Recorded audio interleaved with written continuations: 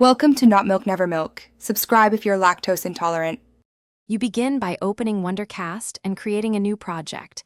Pick your resolution and aspect ratio so output matches the intended platform.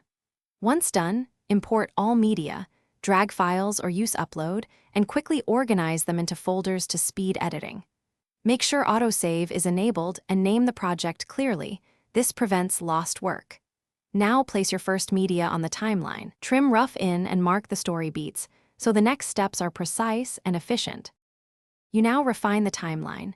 Trim clips tightly, cut with the razor tool, and ripple delete gaps to maintain flow.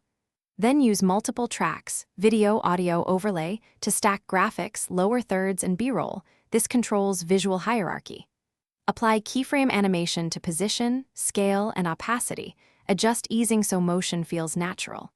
Once adjustments are set, scrub the timeline and preview in real time. Make micro edits to timing and transitions until pacing and visual. You finish by choosing an export preset, set format, codec, bitrate, and destination, so the final file meets platform requirements.